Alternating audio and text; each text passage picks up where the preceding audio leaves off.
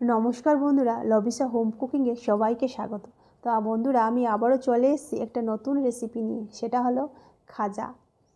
খুব সহজে তোমরা ঘরে তৈরি করে নিতে পারবে কিছু টিপস এবং ট্রিক্সের সাহায্যে। তো চলো বন্ধুরা, আমি শেয়ার করতে থাকি। তো আমি প্রথমে একটা বাটিতে আমি 2 গ্লাসের মতো জল বসিয়ে দিয়েছিলাম। জলটা ফুটে আসার পর আমি 300 গ্রামের মতো চিনি দিয়ে দিয়েছি। যে যত পরিমাণে খাজা বানাবে সেই পরিমাণেই রসটা তৈরি করবে। তো জলটা ফুটে এসছে, চিনির রসটা ফুটে এসছে। এবার আমি একটুখানি কেশর দিয়ে দিলাম। এটা দিতেও পারবে, নাও দিতে পারবে, থাকলে দেবে, না থাকলে দেবে না। তো জলটা পুরো ফুটে এসছে। আমি হাতের মধ্যে নিয়ে দেখে নেব যে এটাতে একটা তারের মতো সৃষ্টি হচ্ছে কি না। তার হয়ে গেলেই বুঝতে হবে যে শিরাটা তৈরি হয়ে গেছে। এবার আমি একটা থালাতে 1 কাপের মতো ময়দা নিয়ে নিলাম। আমি 2 চামচের মতো ঘি দিয়ে দিলাম। এবার আমি এটাকে ময়াম দিয়ে দিচ্ছি। যত ভালো করে ময়াম হবে তত ভালো করে খাজাটা তৈরি হবে। ময়ামটা হলোই আসল। এবার আমি একদম কম কম করে জল দিয়ে আমি পুরো ময়দাটাকে মেখে নিচ্ছি। একদম অল্প অল্প করে জল দেবে। একসাথে জল দিয়ে দিলে ময়দাটা হয় তুমি বেশি নরম হয়ে যাবে, তখন আর তুমি এক্সট্রা ময়দা মেশাতে পারবে না। সেটাতে তোমার খাজা তৈরি হবে না।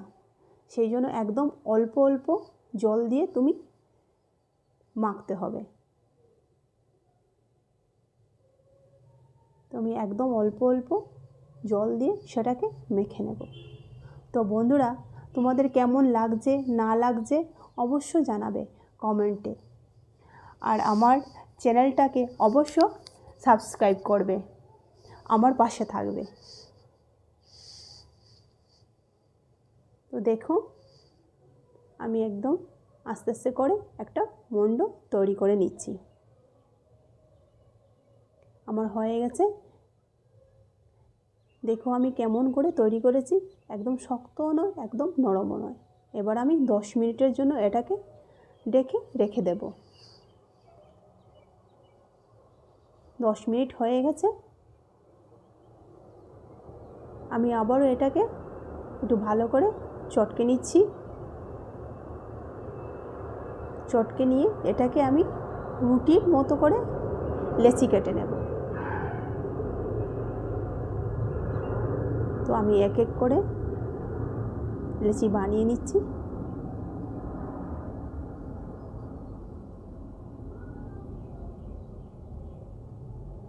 আমার সব লেচি কাটা হয়ে গেছে।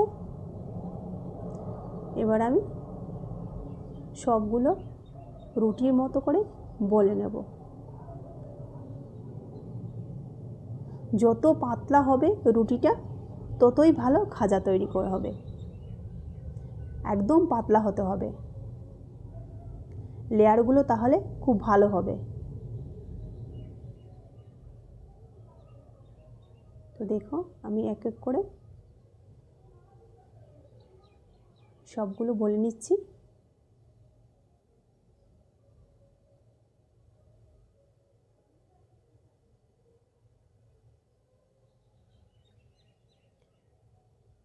এবার আমার সবগুলো বলা হয়ে গেছে। এবার আমি ঘি লাগিয়ে দিলাম, তোমরা এখানে তেলও লাগাতে পারবে। এবার আমি পুরো রুটিটার গায়ে মাখিয়ে নিলাম। এবার আমি শুকনো ময়দা উপর থেকে ছড়িয়ে দিলাম। এবার এক এক করে সব রুটি একের পর এক আমি একই পদ্ধতিতে সবগুলো লাগিয়ে নেব। তো আমার সবগুলো একের পর এক লাগানো হয়ে গেছে।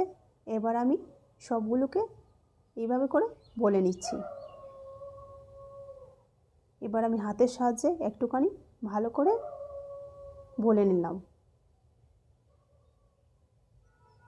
যাতে সবগুলো একসাথে ভালো করে লেগে যায়। এবার আমি পিস পিস করে কেটে নেব। যে যত বড় বড় খাজা তৈরি করতে ইচ্ছে সেই পরিমাণেই পিসটা দেবে। তো আমি এখানে খুব বড় বড় করে দেইনি, ছোট ছোট করে পিস করেছি, আর আমি খুব সামান্য তৈরি করছি।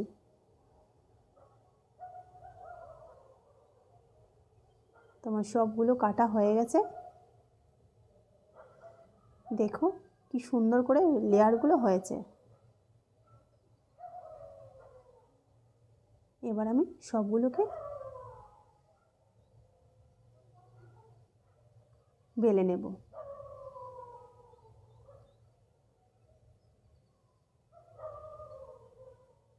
বেশি চেপে চেপে বলবে না, যেমন আলতো হাতে বলবে।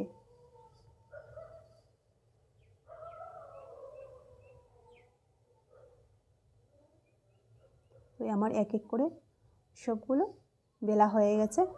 তো আমি আগে থেকে কড়াইতে তেল গরমে বসিয়ে দিয়েছিলাম, একদম কম আছে। আমি কম আছে সবগুলোকে ভেজে নেব।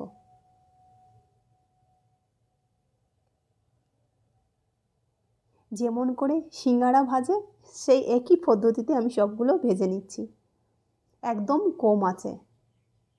তাতে কি হবে, সব লেয়ারগুলো খুব সুন্দরগুলো খুলে যাবে।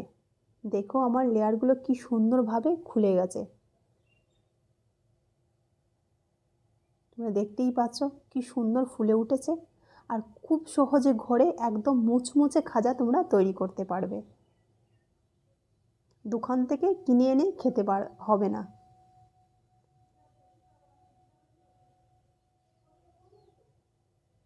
তো বন্ধুরা দেখো আমার খাজাগুলো ভাজা হয়ে গেছে। এবার আমি আগে থাকতে যে শিরাটা তৈরি করে নিয়েছিলাম সেই শিরাতে আমি ডুবিয়ে দিচ্ছি। 2-3 মিনিটের মতো আমি ডুবিয়ে রাখবো, তারপর তুলে নেব। এভাবে একে একে আমি সবগুলো ভেজে তৈরি করে নেব। আমার তৈরি হয়ে গেল একদম মুচমুচে খাজা। Thank you.